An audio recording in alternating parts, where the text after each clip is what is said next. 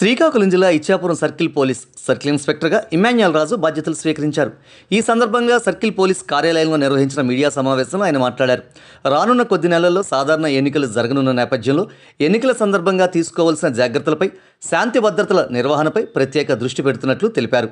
Traffic సమస్యలపై ప్రత్యేక శ్రద్ధ తీసుకుని కొలియం స్టేట్ బ్యాంక్ రహదారిలో నిత్యం ఎదుర్కొంటున్న ట్రాఫిక్ సమస్యను పరిష్కరించడంపై ప్రత్యేక శ్రద్ధ వహిస్తున్నట్లు తెలిపారు. నేరాల నియంత్రణలో ముఖ్య భూమిక పోషించే సీసీ కెమెరాలను పూర్తిస్థాయిలో ప్రధాన ప్రాంతాల్లో ఏర్పాటు చేసేందుకు చర్యలు తీసుకుంటామని తెలిపారు. ఇచ్చాపురం రూరల్, ఇచ్చాపురం పట్టణ పోలీస్ స్టేషన్లలో గతంలో సేవలందించిన అనుభవంతో మరింత సమర్థవంతంగా విధులు నిర్వహిస్తామని పేర్కొన్నారు. ద్విచక్ర వాహనాల చోరీ, ఇతర నేరాల నియంత్రణపై ప్రత్యేక ప్రణాళికతో ముందుకు వెళ్తామని స్పష్టం చేశారు. ఈ సమావేశంలో పట్టణ SI K Govindarao, Kaviti SI Ram అందులో భాగంగా అక్కడి నుంచి సిటీ నుంచి ఇక్కడికి రావడం జరిగింది. ఇక్కడ కమింగ్ డేస్ అంతా కూడా ఎలక్షన్ ఇయర్, ఎలక్షన్ ఈ 3 months కూడా చాలా ఇంపార్టెంట్ కాబట్టి అందరూ కూడా మేము మా ఎస్ఐస్ అందరూ కూడా కొంచెం కష్టపడి పనిచేయవలసినటువంటి అవసరం ఉంది అన్బయాస్డ్గా. అట్ ది సేమ్ టైం మీ యొక్క సహాయ సహకారాలు కూడా పూర్తిగా ఉండాలి. ఏదైనా మీ దృష్టిలో ఏమైనా ఉంటే ముందుగా మాకు తెలియజేస్తే అది కొంచెం గేరప్ అవ్వకుండా ప్రాపర్గా మెయిన్ 3 months కూడా మెయిన్ ఫోకస్ చేయడం జరుగుతుంది. అందరితో కలుపుకొని వెళ్ళడం, విలేజ్లో మీటింగ్లు పెట్టడం, ప్రతి విలేజ్ ఎవ్రీ ఆమ్లెట్తో సహా ప్రతి విలేజ్లో కూడా మీటింగ్ పెట్టి అక్కడ పబ్లిక్ని అవేర్నెస్ కలిగించడం, పీస్ఫుల్గా ఎలక్షన్స్ జరగడానికి సహకరించమని, అలాగే ఏవైనా తప్పుడుగా బిహేవ్ చేస్తే వాళ్ళ కెరీర్స్ ఏ విధంగా పాడవుతాయని తెలియచేయడం, ప్రాపర్గా ఎలక్షన్స్ జరిపించడం అనేది ప్రధానమైనటువంటి ఎజెండా.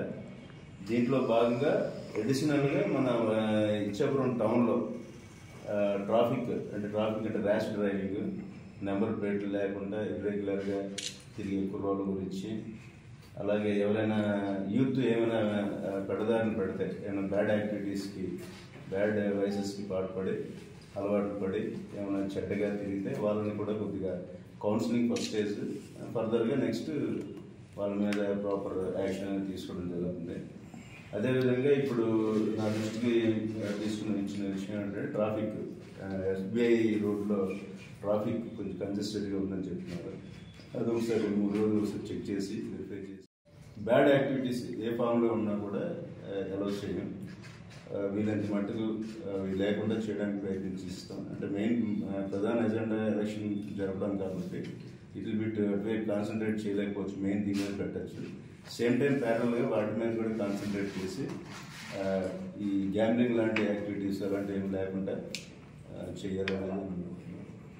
ఏదైనప్పటికీ కూడా మీ ప్రజల తాలూకు సహకారం, మీడియా తాలూకు సహకారం ఉంటేనే అన్నీ సక్సెస్ చేయగలుగుతాం.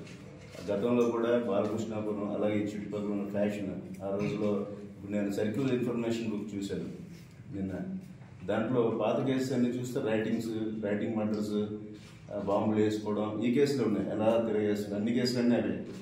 ఇప్పుడు అటువంటి వాతావరణం లేదు కాబట్టి ఇదే వాతావరణం కొనసాగాలని, దానికి గతంలో ఏ విధంగా అయితే మీడియా వాళ్ళు సహకారంతో అవన్నీ కష్టపడి అవన్నీ లేకుండా చేసాము.